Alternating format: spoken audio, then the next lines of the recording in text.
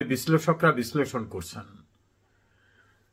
আমার লক্ষণীয় বিএনপির ছাত্র সংগঠন জাতীয়তাবাদী ছাত্র দল যেভাবে তাদের বডি ল্যাঙ্গুয়েজ, যেভাবে তাদের চলাফেরা, ছাত্রদলের প্রেসিডেন্ট এবং অন্যদের চলাফেরা, তাদের ভাষার ব্যবহার, শব্দ চয়ন সব দেখে মনে হয়েছিল শুধুমাত্র ফলাফলটা ঘোষণা হতে বাকি, সবই তো তারা।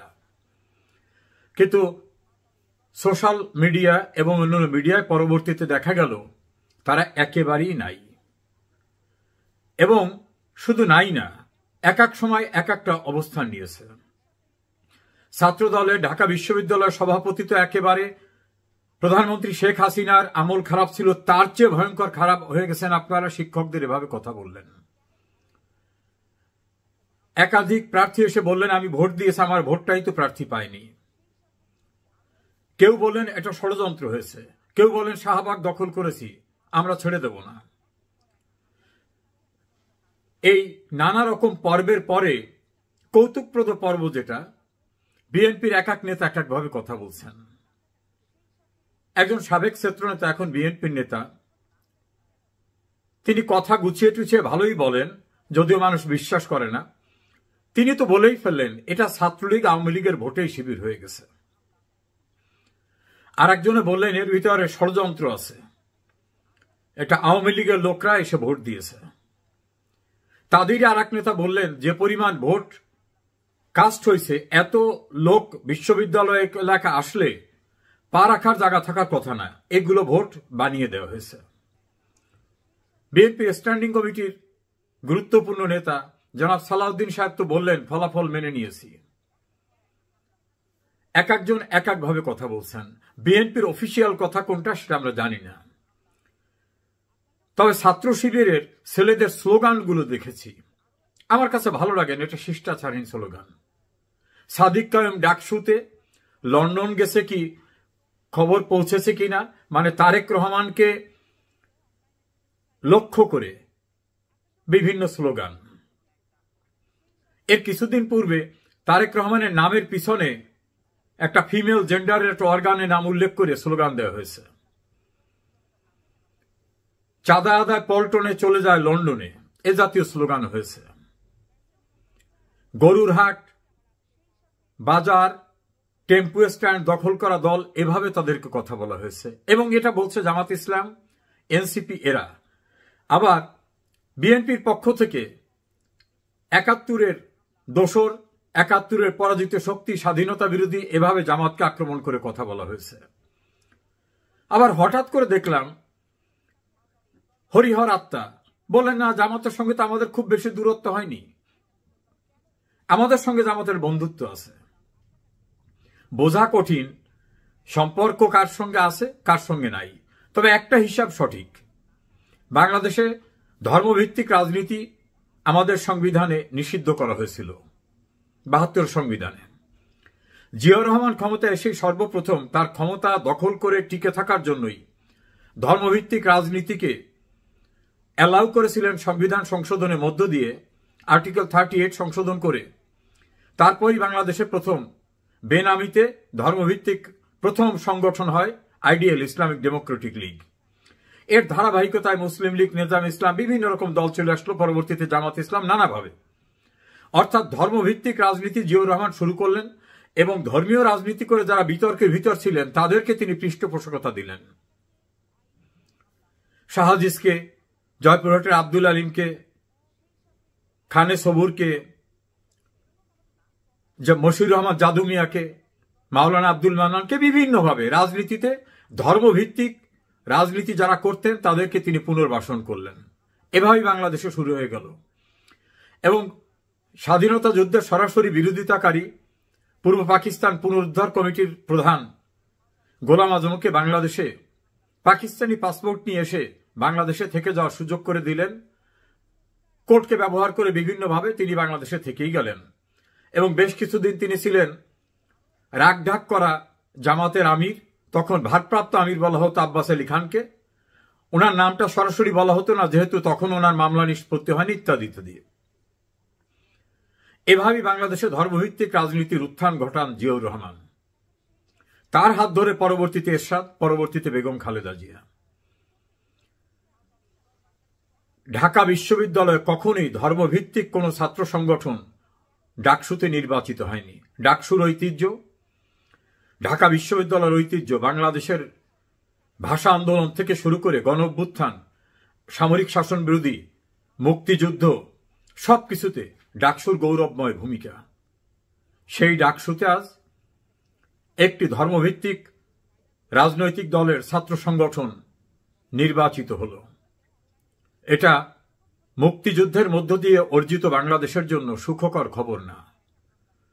তবে এটা দিয়ে আওয়ামী লীগকে ভয় দেখাবার কোনো কারণ নেই। আমাদের হিসাব নিকাশ আছে, বাংলাদেশে ধর্মভিত্তিক রাজনীতি যারা করেন তাদের ভোটের সংখ্যা কত।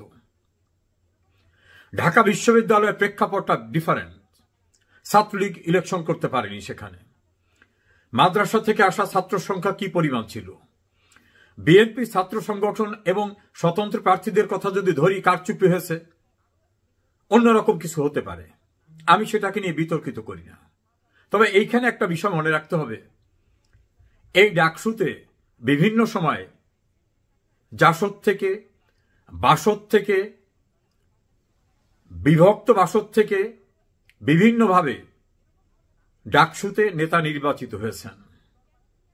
সেই নেতারা যখন রাজনৈতিক সংগঠন করেছেন তখন কিন্তু চোখ বন্ধ করে মনের দৃষ্টি দিয়ে দেখুন কোথায় দাঁড়িয়েছে তারা। রাজনীতিতে কিন্তু ঠাঁই ওভাবে হয়নি। মৃদু মৃদু প্রদীপ জ্বালিয়ে রাখছেন কেউ কেউ বিভিন্ন সংগঠনের নামে।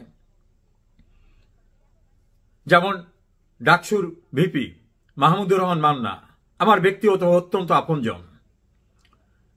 তিনি ডাকসুতে ভিপি ছিলেন, চাকসুতে নেতা ছিলেন। ডাকসুর ভিপি ছিলেন আখতারুজ্জামান, ডাক্তার মোস্তাক, সুলতান মোহাম্মদ মনসুর থেকে শুরু আরো অনেকেই ডাকসুতে বিভিন্ন সময় নির্বাচিত যারা ছোট ছোট সংগঠন থেকে হয়েছেন। বড় রাজনীতিতে গিয়ে কিন্তু বিশাল সমুদ্র, সেখানে গিয়ে কিন্তু ওই ডাকসুর নির্বাচিত নেতা হিসাবে আলাদা একটি প্রভাব বিস্তার করার মতো অবস্থান প্র্যাকটিক্যালি দৃশ্যমান না। জাতীয়তাবাদী ছাত্র দল থেকেও ডাকসুতে অনেকে নেতা নির্বাচিত হয়েছেন। তো মূল রাজনীতিতে গিয়ে তাদের অবস্থানটা কোথায় সেটা খতিয়ে দেখবেন।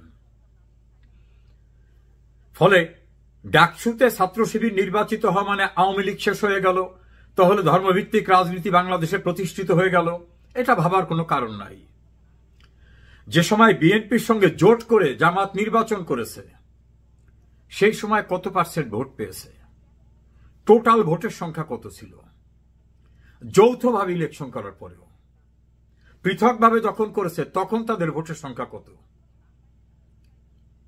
সেই আঙ্গিকে যদি একটু অ্যানালাইসিস করি তাহলে দেখা যাবে বাংলাদেশে সাম্প্রতিক সময়ে ব্র্যাক বিশ্ববিদ্যালয়ের যে একটা গুরুত্বপূর্ণ সার্ভে হয়ে গেছে সেখানে 10% মানুষ জামাতকে ভোট দেবেন এমন কথা বলেছেন। মনে রাখতে হবে 100%-এর ভিতর 10%। বিএনপির কথা বলছেন 12%, এনসিপির কথা বলেছেন 2%, আওয়ামী লীগের কথা এত দুঃসময় আওয়ামী লীগের তারপরও সেখানে বলেছেন 7%, আর 14% বলছেন কাকে দেব আমি মুখ খুলব না। তা অ্যানালাইসিস যারা করেন, পলিটিক্যাল বিষয় নিয়ে যারা স্টাডি, তারা বলেন যে এই মানুষগুলো আওয়ামী লীগের, কেননা মুখ খুললে তাদের উপর একটা মব আসতে পারে, সে কারণে তারা মুখ খুলতে চায় না। তা আমি যদি 14 এবং 7কে ধরি তাহলে যেটা হয় সেটা বিশাল। আর 48% মানুষ বলছে আমরা এখনো সিদ্ধান্ত নেইনি। তো যদি বিএনপি করতেন বা জামাত করতেন বা এনসিপি করতেন, তারা সিদ্ধান্ত না নেওয়ার তো কোনো কারণ নাই। আওয়ামী লীগের বিরুদ্ধে তীব্র গালিগালাজ আছে, 16 বছরের শাসন, নির্যাতন, অত্যাচার, কত কথা। তাহলে তার সিদ্ধান্ত নিতে আর বাকি থাকার কথা না। সিদ্ধান্ত যারা নেয়নি এই অংশটা নিশ্চয়ই জামাত, বিএনপি বা এনসিপি করেন না। এরা আইদার আওয়ামী লীগ অথবা আওয়ামী লীগের অ্যালায়েন্সের লোকরা। কারণ বিএনপি করলে তো বিএনপির এখন যে পরিবেশ, একটা মহাসমারোহ চলছে তাদের, ভাবটা যেন তারাই ক্ষমতায়। জামাত তো ক্ষমতায় ডিসগাইজে আছেই।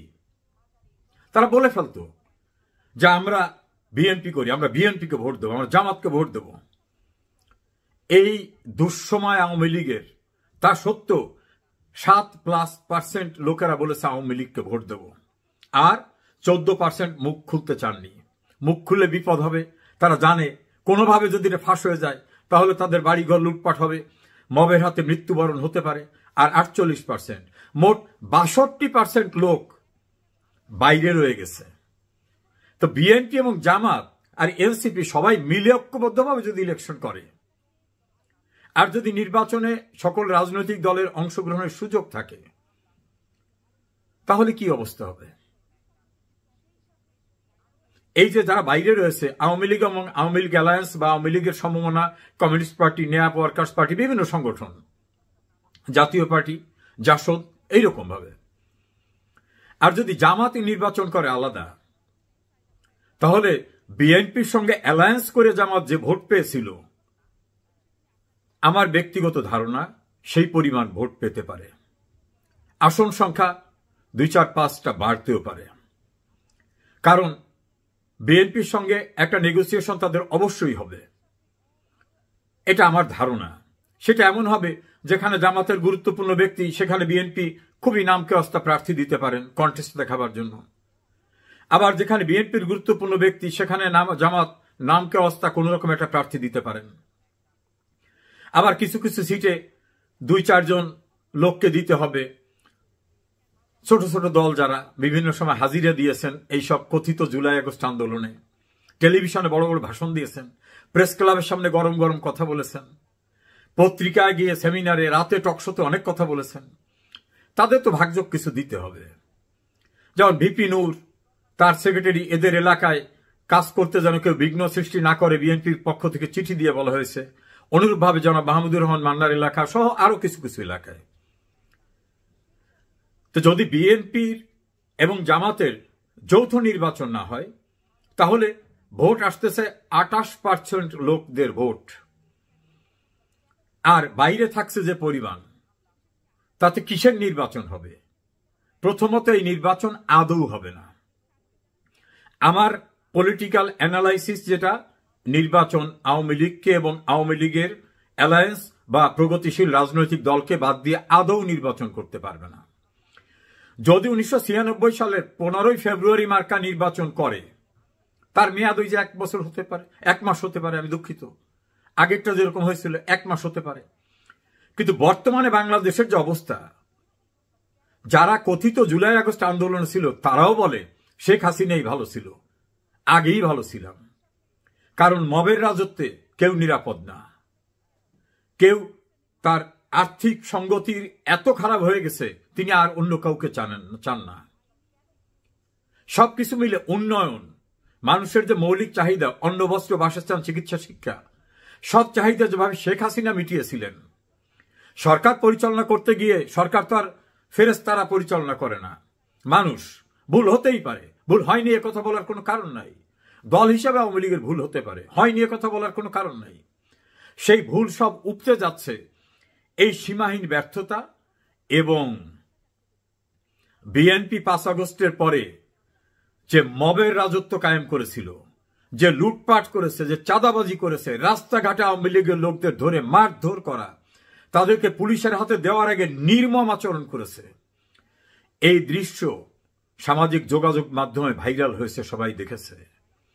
হাটবাজার দখল করা, বাস স্ট্যান্ড দখল করা, আওয়ামী লীগের লোকজনদের ব্যবসা বাণিজ্য দখল করা, বাড়িঘর দখল করা, বাগান দখল করা, মাছের লিজ দখল করা, এ জায়গায় বিএনপি জামাতকে অতিক্রম করে ফেলছে।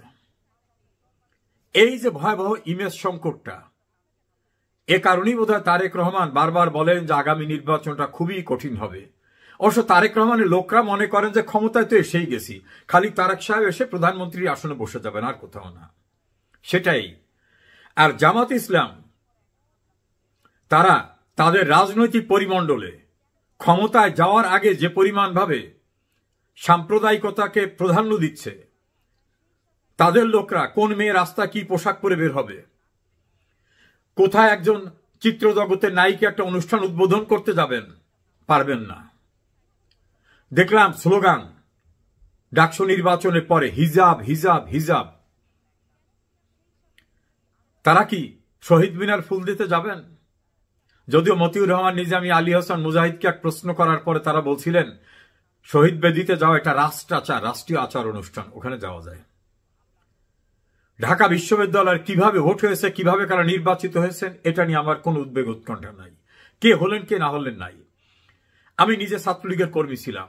আমি জিয়াউর রহমানের সামরিক শাসনামলে দুঃসহ সময় ছিল।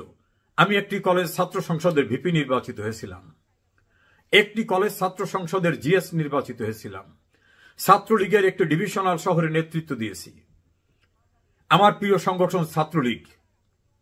একজন প্রাক্তন ছাত্রলীগার হিসাবে ছাত্রলীগ যদি নির্বাচনে নাই, সেখানে কে হলো কে না হলো এটা নিয়ে আমার কোনো উদ্বেগ নাই, উৎকণ্ঠাও নাই। তবে দেখলাম রাখি বন্ধন বিএনপির সঙ্গে তারেক রহমান, রুমিন ফারহানা এরা তো বলতেন একই মায়ের দুই সন্তান, একই বৃন্তের দুটো ফুল, ছাত্র দল এবং ছাত্র শিবির। এই একই বৃন্তের দুইটা ফুলের এখন আজ দুজনার দুটি পথ ওগো দুদিকে গেছে বে, এইভাবে হয়ে গেল মনে হয়। আবার দেখা যাবে সময় মতো তারা এক হয়ে যাবেন। আওয়ামী লীগ 1949 সালের 23শে জুন তৈরি হয় একটা রাজনৈতিক সংগঠন, একটা ইনস্টিটিউশনে পরিণত হয়েছে। মাটি ও মানুষের শেকড়ে গ্রথিত আওয়ামী লীগ। রিকশাওয়ালা, শ্রমিক, মাছ বিক্রেতা, সবজি বিক্রেতা, স্বল্প আয়ের মানুষ, মধ্যবিত্ত, নিম্ন মধ্যবিত্ত, কৃষক, শ্রমিক সবখানি আওয়ামী লীগ রয়েছে। এই জন্য ইউনুস বাহিনী যেখানে যা দেখে বলে আওয়ামী লীগ। শ্রমিকরা আন্দোলনে গেলে বলে আওয়ামী লীগ, ঢাকা বিশ্ববিদ্যালয়ের ছাত্ররা দাবিতে নামলে বলে এটা আওয়ামী লীগ, ইঞ্জিনিয়াররা নামলে বলে এগুলো আওয়ামী লীগ, সরকারি কর্মচারীরা দাবি নিয়ে গেলে বলে এটা আওয়ামী লীগ। সবখানে আওয়ামী লীগ দেখে। সচিবালয়ে আগুন লাগলে বলে এর ভিতরে আওয়ামী লীগ। ডক্টর ইউনূস তো নিজেই বলেন যে তোমরা বলো আমার চতুর্পাশে ফ্যাসিস্ট, তোমাদের গ্রামে ফ্যাসিস্ট নাই। ওরা ফ্যাসিস্ট বলতে আওয়ামী লীগকে বুঝাতে চায়। সবচেয়ে বড় ফ্যাসিস্ট ইউনূস। যেদিকে তাকান সেদিকেই দেখেন আওয়ামী লীগ, যেখানে তাকান সেখানে আওয়ামী লীগ দেখেন। কাজে আওয়ামী লীগের নেতাকর্মী, শুভাকাঙ্ক্ষী, শুভানুধ্যায়ী যারা আছেন তাদের উদ্দেশ্যে আমি দ্ব্যর্থহীন ভাষায় বলবো, রাজনীতি এত সহজ বিষয় না। ঢাকা বিশ্ববিদ্যালয়ে কে নির্বাচিত হলো কে হলো না, এর সঙ্গে জাতীয় নির্বাচন সম্পৃক্ত না। ঢাকা বিশ্ববিদ্যালয় ডাকসুতে মাহমুদুর রহমান মান্না নির্বাচিত হননি বাসদ থেকে, অন্যান্য সংগঠন থেকে আরো অনেকে নির্বাচিত হয়েছেন না। তাতে কি দেশের রাজনীতির কোনো পরিবর্তন হয়েছে? আওয়ামী লীগ একটা আদর্শ, একটা বিশ্বাস, একটি ভালোবাসা এবং বাঙালি জাতির ইতিহাসে যা কিছু গৌরবময় অর্জন সব এসেছে আওয়ামী লীগের নেতৃত্বে। কাজী মানুষের ঠিকানা আওয়ামী লীগ, মানুষের আস্থা শেখ হাসিনাতেই। কি মামলা করতেছে, কোন মামলায় সাজা দেবে, কোথায় ডাকসুতে কে কি হচ্ছে, এগুলো উড়ে যাবে ফুয়ের সঙ্গে। এইসব সাজানো বানোয়াট মামলা সাজা দেওয়া বাতাসের আগে উড়ে যাবে ইনশাল্লাহ, সেদিন খুব দূরে না। আর যারা এই সাজানো নাটক, বিচার ব্যবস্থা, কাহিনী সাজাচ্ছেন, এরা পালাবার সুযোগ পাবে না। আওয়ামী লীগ যারা করেন বা মুক্তিযুদ্ধের চেতনায় বিশ্বাস করেন, তারা ঐক্যবদ্ধ থাকেন, খুব তাড়াতাড়ি ইনশাল্লাহ আবার প্রতিষ্ঠিত হবে মুক্তিযুদ্ধের চেতনার সরকার। নির্বাচন, জাকসু নির্বাচন, এ সময়ে আলোচনার বিষয় হতে পারত জাতীয় নির্বাচন, কিন্তু আমরা দেখলাম যে ডাকসু এবং জাকসুর যে ফলাফল যেটা হচ্ছে, সেই ফলাফল আমাদের জাতীয় নির্বাচনকেও যেন একভাবে প্রভাবিত করছে বলে অনেকে মনে করছে। অনেকে আনন্দিত হচ্ছেন, অনেকে উল্লসিত হচ্ছেন, অনেকে ভাবছেন যে তাদের জন্য বোধহয় একটা সম্ভাবনার দুয়ার খুলে গেল, অনেক কিছু হচ্ছে। তো এই ব্যাপারটা আপনি আসলে কিভাবে বিশ্লেষণ করছেন? আগে আপনি ডাকসু নির্বাচন নিয়ে বলেন, তারপরে আমরা জাকসুটা প্রসঙ্গে আসবো। ডাকসু নির্বাচন আমার কাছে তো খুবই ভালো লেগেছিল। দুইটা মানে বিপরীতধর্মী হয়ে গেল। ডাকসু খুবই শান্তিপূর্ণ একটা নির্বাচন হয়েছে এবং নির্বাচনের পুরো প্রক্রিয়া যদি আপনি চিন্তা করেন, সেটা তো মানে তারা যথেষ্ট আপনি বলবো যে পক্ষপাতহীন ইলেকশন করার চেষ্টা করেছে, সেটা প্রতিফলিত হয়েছে। ইলেকশনের দিনে ভোট গণনা নিয়ে একটা উত্তেজনা ছিল, রেজাল্ট নিয়ে, রেজাল্ট পাল্টে ফেলে কিনা, এই ধরনের একটা উত্তেজনা ছিল। এছাড়া দুই চারটা গোলযোগ হয়েছে, সেটাকে খুব বড় করে দেখার কিছু নাই। 40,000, প্রায় 40,000 ভোটারের মধ্য দিয়ে। তো সার্বিকভাবে আমরা বলতে পারি যে আমাদের ডাকসু নির্বাচনটা আহ, শান্তিপূর্ণ হয়েছে, গ্রহণযোগ্য হয়েছে। যদিও জাতীয়তাবাদী ছাত্রদল এই রেজাল্টকে মানে আহ, মেনে নিতে পারছে না, বাট জাতীয় বিএনপি থেকেও এটাকে অভিনন্দন জানানো হয়েছে, সেটা একটা বড় মানে পাওনা। বিএনপির নেতারা অভিনন্দন জানিয়েছে, আমি দলীয়ভাবে জানিয়েছি কিনা জানি না। তো সেদিক থেকে এটা সৌহার্দ্যপূর্ণ ছিল আমি বলবো। আর জাতীয় রাজনীতিতে তো তার প্রভাব আছেই, সেটা তো আম, বলার অপেক্ষা রাখে না। কারণ জাতীয় রাজনীতিতে তো প্রভাব না, বরং জাতীয় রাজনীতির প্রভাব এখানে আছে। উল্টা হয়েছে। প্রত্যেকবার আপনারা যখন ইউনিভার্সিটি ছিলেন, তখন আপনাদের ইলেকশন গুলো জাতীয় রাজনীতিতে প্রভাব পড়বে কিনা সেটা নিয়ে প্রশ্ন দেখা দিয়েছিল। এখন হচ্ছে জাতীয় রাজনীতির প্রভাব এখন ডাকসুতে পড়েছে। ডাকসুতে ছাত্রলীগ ছিল না। ছাত্রলীগের অনুপস্থিতিতে যারা প্রতিদ্বন্দ্বিতা করেছে তারা অলমোস্ট একই মতাদর্শের। এখানে ছাত্র শিবিরকে আহ, স্বাধীনতা বিরোধী, বা জামাত যেহেতু স্বাধীনতা বিরোধী, তাদের সাথে আহ, তাদের সাথে ট্যাগ করে যেভাবে মানে করা হয়েছিল আর কি, সেই ট্যাগটা এখানে খুব কার্যকর হয়নি। কার্যকর হয়নি এই কারণেই যে যারা এই ট্যাগের বিপরীতে যারা আছে, বাম রাজনৈতিক দলগুলো ছাড়া প্রধান প্রতিদ্বন্দ্বী ছিল এখানে ছাত্র দল। তো ছাত্র দলের তো স্বাধীনতার পক্ষে ভূমিকা ভালো ছিল না গত 1 বছর ধরে যদি পর্যালোচনা করা হয়। বরং তাদের ভূমিকা ছাত্র শিবির থেকেও অনেকাংশে খারাপ ছিল। ছাত্র শিবির তো প্রকাশ্যে মুক্তিযুদ্ধের বিরুদ্ধে কোনো বাজে কথা বলে নাই, মুক্তিযোদ্ধাদেরকে অপমান করে নাই, এবং মুক্তিযুদ্ধের ইতিহাস নিয়ে, মুক্তিযুদ্ধের স্থাপনাগুলো ধ্বংস নিয়ে তা উল্লাস করেনি। যেটা যেটা ছাত্রলীগ সংগঠনগত ভাবে মানে নাম দিয়ে দিয়ে করেছে। আহ, তাদের নেতা কর্মীরা যেভাবে করেছে, বা এনসিপিও এখানে ছিল। কিন্তু ছাত্র শিবির অবশ্যই ছিল সব কয়টা অপকর্মের মধ্যে, কিন্তু তারা দলীয়ভাবে সে দায়িত্ব নেওয়ার মতো, আপনি অভিযুক্ত করার মতো কোনো কর্মকাণ্ড তারা দেখায়নি। জামাতও একই একই স্টাইলে ছিল। তো সার্বিকভাবে আমি এটা এই জন্যই বলছি যে মানে যারা স্বাধীনতার পক্ষ শক্তি হেরে গেছে, এবং স্বাধীনতার বিপক্ষ একটা শক্তি এত বছর পরে ডাকসুতে চলে আসলো, এটা নিয়ে খুব মানে বিষণ্ণ।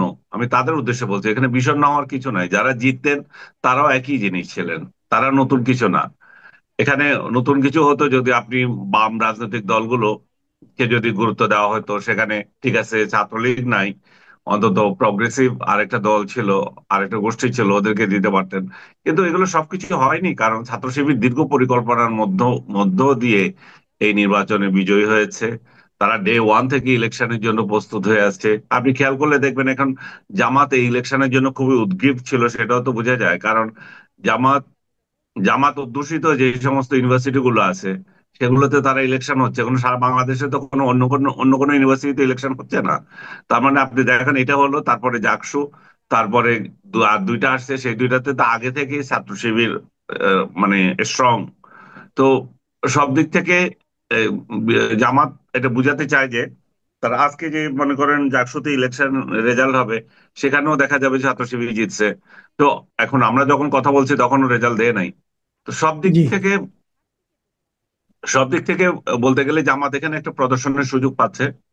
না, এখানে একটা প্রশ্ন কিন্তু অনেকে বলেছেন যে দীর্ঘদিন তো আপনার এই ছাত্র শিবির ঢাকা ইউনিভার্সিটি ক্যাম্পাসে ছিল না, কিন্তু এখন যে বিপুল ভোটের ব্যবধানে তারা বিজয়ী হলো, তাহলে কি এটা এই ফল থেকে ধরে নিতে হবে যে গত 1 বছরে তাদের সাংগঠনিক দক্ষতা এতটাই বেড়েছে যে তারা এত বেশি ভোট পেয়েছে? অথবা যে 11,000 ভোট পেয়েছেন ভিপি, এটা কি পুরোটাই ছাত্র শিবিরের ভোট, নাকি এটা কি ছাত্র শিবিরের সাফল্য, নাকি অন্যান্য দলগুলোর ব্যর্থতা? এই এই ভোটের ফিগারটাকে আপনি কিভাবে এই জাস্টিফাই করবেন?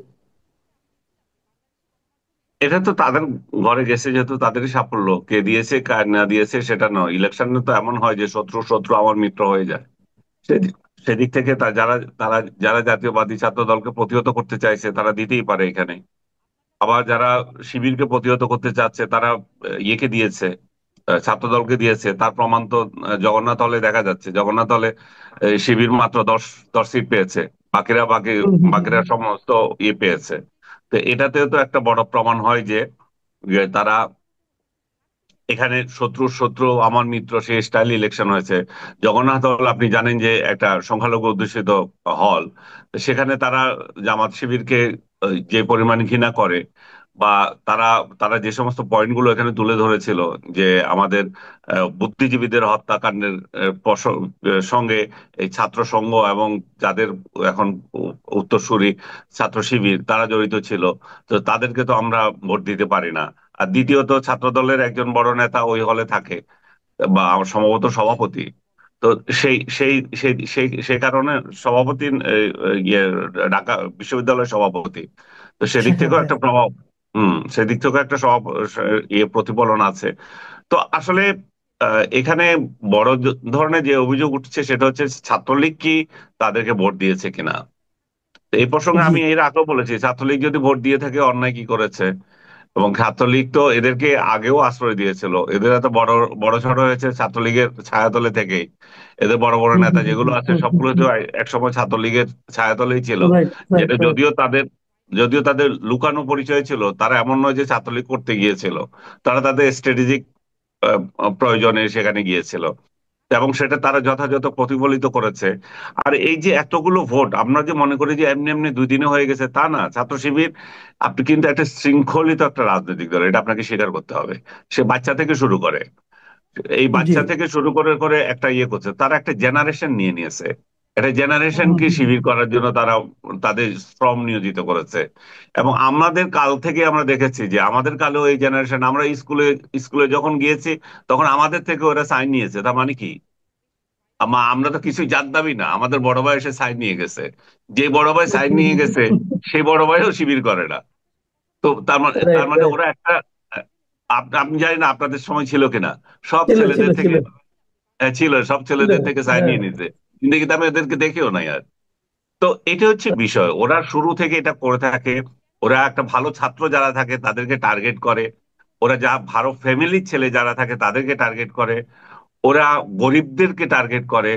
ওদের বাসা বাড়িতে আপনি খোঁজ নিয়ে দেখেন, আপনি একটা, এটা ইনভেস্টিগেশন একটা হওয়া উচিত। ঢাকা বিশ্ববিদ্যালয়ে যে ছাত্রগুলো আছে তাদের একটা ডাটাবেজ তাদের কাছে আছে। এই ডাটাবেজে কার বাড়ি কোথায়, কোন ফ্যামিলির ছেলে সেগুলো আছে। আপনি খোঁজ নিয়ে দেখেন, তাদের বাড়িতে ল্যাপটপ চলে গেছে অনেকের। অনেকে যে সাহায্য পাওয়ার পেয়ে গেছে। আমি একটা বেসরকারি ইউনিভার্সিটির কথা বলবো, এই মেডিকেল ইউনিভার্সিটি। আমার পরিচিত একজন, সে ছাত্র শিবির করতো না, সে সিটি কলেজের একটা ছাত্র ছিল।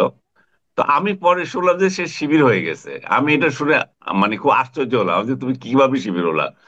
বলে যে দেখেন, আমি যখন টিকলাম তখন আমার বাড়িতে চলে গেছে, ওর বাড়িটা বলবো না আমি, তো ওর বাড়িতে চলে গেছে, বাড়িতে গিয়ে অ্যাপ্রন এবং তার জন্য আর কি কি উপহার সবগুলো দিয়ে এসেছে।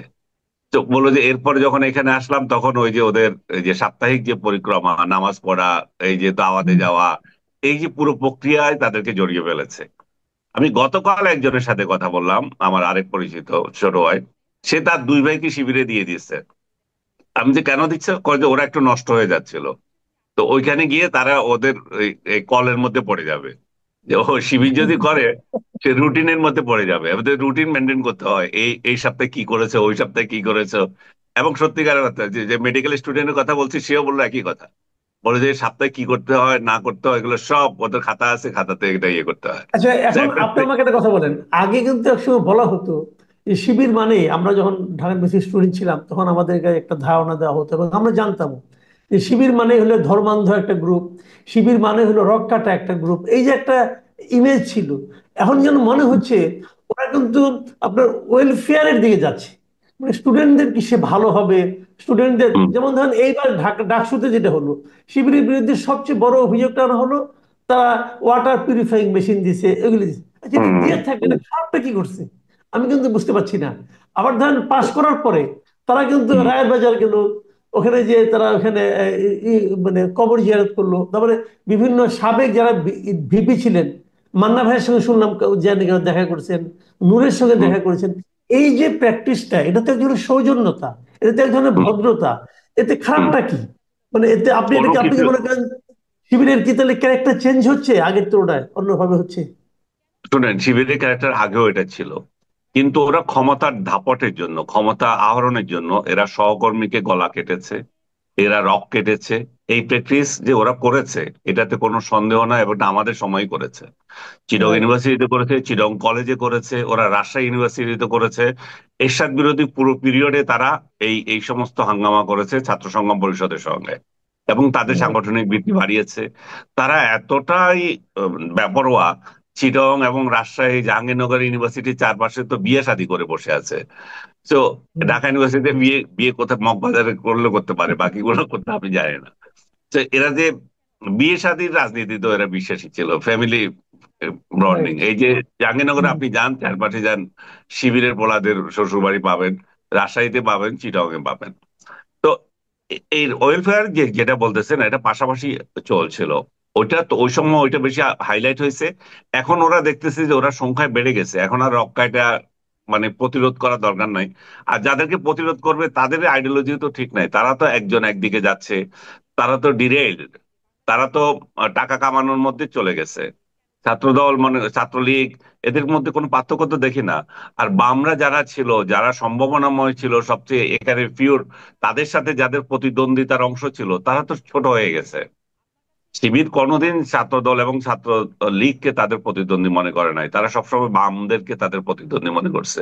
কিন্তু এই বামরা এখন ক্ষয়িষ্ণু, ওদের ওদের তো কোনো অস্তিত্বই বলতে গেলে ওইভাবে নাই।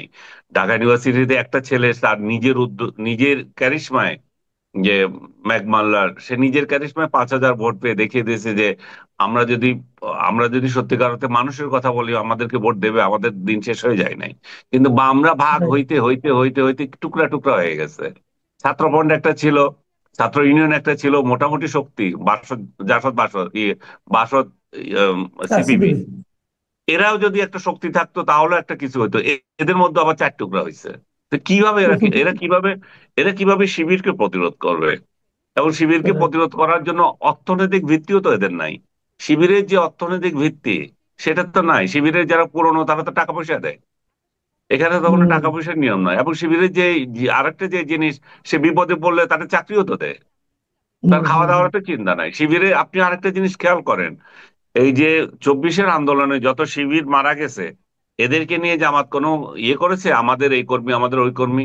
ঠিকই তো, জামাতের আমির আপনি খেয়াল করে দেখেন, আবু সাইদ থেকে শুরু করে সবগুলোর বাড়িতে গেছে, ওইগুলোর বাড়িতে গেছে যেগুলো শিবির করতো, এবং যথাযথ টাকা দিয়ে আসছে, যথাযথ। ওরা চুপ, ওরা ওদের ওদের ফ্যামিলিকে দুশ্চিন্তা করতে হচ্ছে না। তো রাজনীতি তো আসলে এটা হওয়া উচিত, শুধুমাত্র 71-এর ট্যাগের জন্য আমরা তাদেরকে বিরোধিতা করছি, এবং আমাদের বিরোধিতাও ভ্যালিড, কারণ যতদিন পর্যন্ত তারা 71-এর অপকর্মের জন্য মাপ না চাইবে, ততদিন পর্যন্ত এটা বলে যাব। ওইটা ওইটা মাপ না চাওয়া পর্যন্ত তাদেরকে আলবদর, আল শামস, রাজাকার, এই ট্যাগ, এই এই দায়িত্ব থেকে তাদেরকে মুক্তি পাচ্ছে না। এবং তাদের লজ্জা হওয়া উচিত, তাদের অপকর্মের এই দায়িত্ব তারা নতুন প্রজন্মের ঘাড়ে দিয়ে দিয়েছে। যে ছেলেটাকে আমি আলবদরের সহযোগী বলবো, সে তো আলবদরের সহযোগিতা না, ইভেন তার আব্বু ওইসব স্বাধীনতার সময় ছোট ছিল। এই জেনজি রাইট। যেগুলো এখন আছে, এই জেনজি তো আমাদের ছেলে মেয়েরা, আমার 2 ছেলে রাইট। মেয়ে জেনজি। তো জেনজিদেরকে আমি কিভাবে বলবো রাজাকার? আমারটা যদি রাজাকার না হয়, ওরটা, আমার আরেক বন্ধুরটা রাজাকার কিভাবে হয়? না তো। তো জামাত শিবির একটা অপশক্তি, এরা 71-এ যে অপকর্ম করেছিল, তার দায় দায়িত্ব নতুন জেনারেশনের উপর দিয়ে দিচ্ছে, এবং এদের মাথাতে ঢুকিয়ে দিয়েছে যে ওরা কিছু করে নাই। আমি বলবো যে এই হুম। জেনজিদেরকে আজকে আমি অনুরোধ করবো, তোমরা তোমাদের পূর্বসূরি যারা আছে তাদেরকে প্রশ্ন করো, তোমাদের অপকর্ম কেন আমরা নিতে হবে? তোমরা যে রাইট। হত্যা করেছো, তোমরা যে আর্মির সহযোগী ছিলে, সেগুলো তো প্রমাণিত, দলিল আছে। তোমরা এত দলিল আমাদের পড়তে দাও, সেটা পড়তে দাও না কেন?